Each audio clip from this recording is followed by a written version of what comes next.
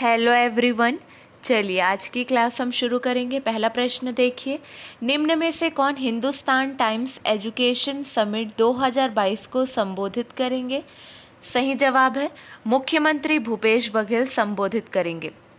छत्तीसगढ़ के मुख्यमंत्री Bhupesh Baghel Hindustan times education summit 2022 को संबोधित करेंगे।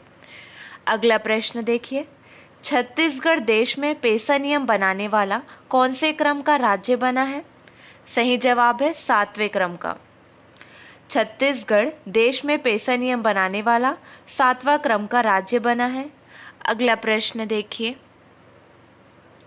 इस वर्ष आलोर गुफा का द्वार कब खुलेगा? सही जवाब है 7 सितंबर को खुलेगा।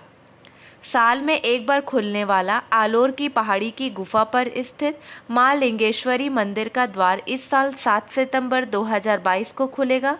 पूरे विश्व में प्रख्यात बस्तर की खूबसूरत वादियों में शिवलिंग के अवतार में माता लिंगेश्वरी ग्राम झाटीबन आलोर की पहाड़ों के बीच एक गुफा में विराजमान है। क्लियर है? अगला प्रश्न, छत्तीसगढ़ में गोधन न्याय योजना के तहत अब तक कितने रुपए का भुगतान किया जा चुका है? सही जवाब है ऑप्शन 3, 301.42 करोड़ रुपए का भुगतान किया गया है।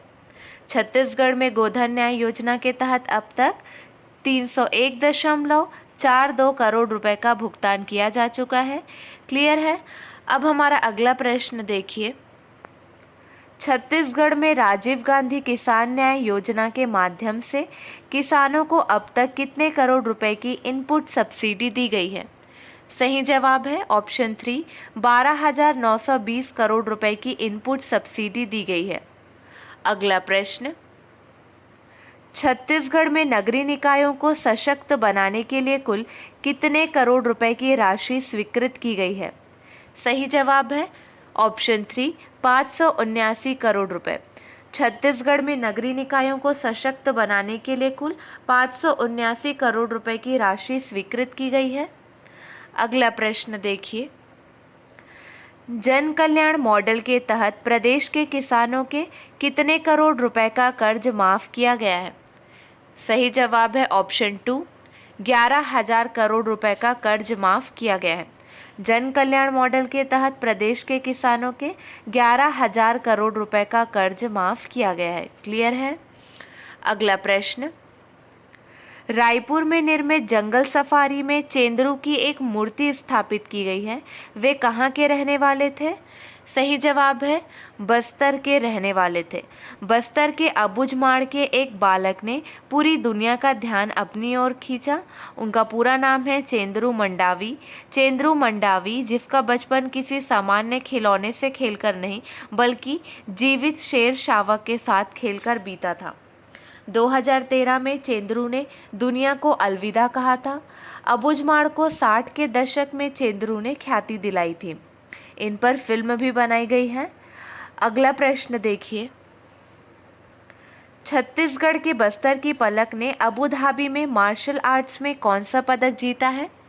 सही जवाब है रजत पदक जीता है, in English silver medal. Abu Dhabi में आयोजित मिक्स मार्शल आर्ट की अंतर्राष्ट्रीय प्रतियोगिता में बस्तर निवासी पलक नाग ने रजत पदक जीतकर भारत के साथ छत्तीसगढ़ सहित बस्तर का नाम रोशन किया है। क्लियर है? इनका पूरा नाम है पलक नाग। वह शहर में निर्मल विद्यालय में कक्षा 12वीं की छात्रा है। अगला प्रश्न है, छत्तीसगढ़ में पहली बार कितने मेगावाट का नया बिजली संयंत्र लगेगा? सही जवाब है ऑप्शन 3, 1320 मेगावाट। छत्तीसगढ़ में पहली बार 1320 मेगावाट का नया बिजली संयंत्र लगेगा। छत्तीसगढ़ में 1320 मेगावाट के नए बिजली संयंत्र की स्थापना के निर्देश माननीय मुख्यमंत्री श्री भूपेश बघेल ने दिए हैं। यह Chhattisgarh state power generation company का सबसे बड़ा और सबसे आधुनिक संयंत्र होगा। इसकी स्थापना से छत्तीसगढ़ स्टेट जनरेशन कंपनी के स्वयं की विद्युत उत्पादन क्षमता बढ़कर 4,300 मेगावाट हो जाएगी। राज्य स्थापना के बाद पहली बार इतनी क्षमता का विद्युत संयंत्र स्थापित किया जाएगा। मुख्यमंत्री ने अपने निवास में पावर कंपनियों की समीक्षा बैठक ली, जिसके अंतर्गत भविष्य में विद्युत की मांग की आपूर्ति के लिए आवश्यक विद्युत उपलब्धता की समीक्षा की गई। वर्ष 2030-31 तक अपेक्षित विद्युत मांग में वृद्धि की आपूर्ति हेतु नवीन विद्युत संयंत्र की आवश्यकता होगी। अगला प्रश्न है, छत्तीसगढ़ के किस जिले को बेस्ट ऑफ बीट डेस्टिनेशन के रूप में सम्मानित किया गया है? सही जवाब है बस्तर को सम्मानित किया गया है।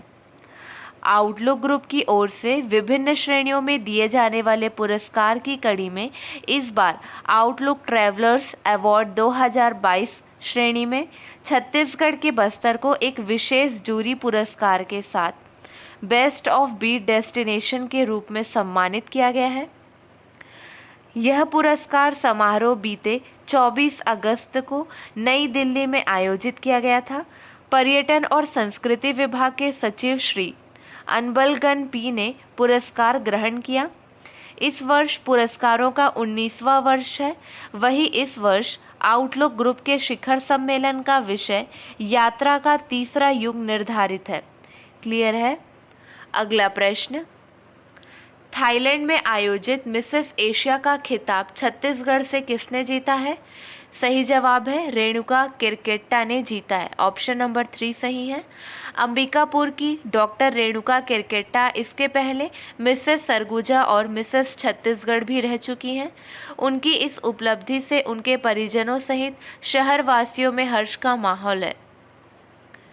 चलिए ध्यान देंगे, छत्तीसगढ़ के अंबिकापुर की डॉक्टर रेणुका किरकेट्टा ने एनिग्मा मिसेस एशिया का खिताब अपने नाम कर लिया है। एनिग्मा इवेंट मैनेजमेंट की तरफ से अंतर्राष्ट्रीय पेजेंट मिसेस एशिया प्रतियोगिता थाईलैंड के पटाया शहर में आयोजित किया गया था। यह प्रतियोगिता 17 से 19 अगस्त तक आयोजित थी, जिसमें देश विदेश के कई प्रतिभागियों ने हिस्सा लिया। अगला प्रश्न, अंडर 20 वर्ल्ड चैंपियनशिप में भारत ने कुल कितने मेडल अपने नाम किए? सही जवाब है 16 मेडल अपने नाम किए। भारत ने सर्वश्रेष्ठ प्रदर्शन किया। अंडर 20 वर्ल्ड चैंपियनशिप में भारत ने कमाल का प्रदर्शन किया है। नैरोबी में हुए वर्ल्ड चैंपियनशिप में भारत के पहलवानों ने कमाल का खेल दिखाते हुए 16 मेडल अपने नाम किए। उन्होंने इस बार महिला और पुरुष फ्री स्टाइल कुश्ती में 7-7 पदक अपने नाम किया। वहीं ग्रीको रोमन में 2 पदक जीते। अगला प्रश्न है, भारत ने जिम्बाब्वे को वनडे सीरीज आखिरी मैच में कितने रन से हरा दिया? सही जवाब है 13 रन से हरा दिया। भारत ने जिम्बाब्वे को वनडे सीरीज आखिरी मैच में 13 रन से हरा दिया। इस मुकाबले में जीत के साथ ही टीम इंडिया ने सीरीज पर 3-0 से कब्जा किया। तीसरे मुकाबले में भारत ने पहले बैटिंग करते हुए 289 रन बनाए। इस दौरान शुभमन गिल ने शतक जड़ा। इसके जवाब में जिम्बाब्वे की टीम 276 रन बनाकर ऑल आउट हो गई। अगला प्रश्न है, भारत का पहला कार्यात्मक रूप से साक्षर जिला कौन बन गया है? सही जवाब है मंडला, मध्य प्रदेश। ऑप्शन 1 सही है।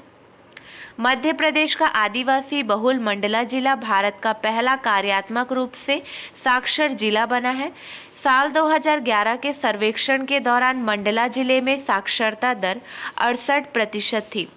हालांकि साल 2020 में प्रकाशित एक रिपोर्ट से पता चला कि जिले में 2.25 लाख से अधिक लोग निरक्षर थे, जिनमें से अधिकांश आदिवासी लोग थे जो जिले के वन क्षेत्रों में रहते थे। अगला प्रश्न है, निम्न में से किसने 20 अगस्त 2022 को नई दिल्ली में सशस्त्र बल न्यायाधिकरण बार एसोसिएशन द्वारा आयोजित आत्मनिरीक्षण सशस्त्र बल न्यायाधिकरण पर राष्ट्रीय संगोष्ठी का उद्घाटन किया? सही जवाब है राजनाथ सिंह ने उद्घाटन किया। राजनाथ सिंह 20 अगस्त 2022 को नई दिल्ली में सशस्त्र बल न्यायाधिकरण बार एसोसिएशन द्वारा आयोजित आत्मनिरीक्षण सशस्त्र बल न्यायाधिकरण पर राष्ट्रीय संगोष्ठी का उद्घाटन किया। अगला प्रश्न है, 17वां प्रवासी भारतीय दिवस 2023 कहाँ आयोजित किया जाएगा? सही जवाब है इंदौर में आयोजित किया जाएगा। अगला प्रश्न है, भारतीय रेलवे की सबसे लंबी मालगाड़ी का नाम क्या रखा गया है? सही जवाब है सुपर वासुकी नाम रखा गया है। अगला प्रश्न है, विश्व वरिष्ठ नागरिक दिवस कब मनाया जाता है? सही जवाब है 21 अगस्त को मनाया जाता है। हर साल 21 अगस्त को वर्ल्ड सीनियर सिटीजन्स डे मनाया जाता है। इसे पहली बार साल 1991 में मनाया गया था। संयुक्त राष्ट्र ने साल 1990 में वयस्क यानी वृद्ध नागरिकों के सम्मान में वर्ल्ड सीनियर सिटीजन्स डे मनाने की घोषणा की थी। यह दिन दुनिया भर के बुजुर्गों को सम्मान देने और उन्हें स्पेशल महसूस कराना है। चलिए, आपके लिए 2 प्रश्न है, इसका सही जवाब आपको कमेंट सेक्शन में देना है। छत्तीसगढ़ राज्य बनने के बाद पहली बार कितने जगह के स्मारक को संरक्षित करने के लिए प्रस्ताव तैयार कर लिया गया है?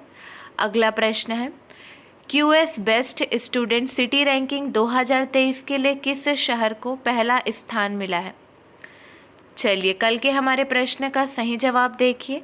किस राज्य में धान और मक्का से एथेनॉल बनाने के प्रयासों को सफलता मिल गई है? सही जवाब है छत्तीसगढ़। राज्य सरकार के 2 साल के प्रयासों के बाद छत्तीसगढ़ में धान और मक्का से एथेनॉल बनाने के प्रयासों को सफलता मिल गई है।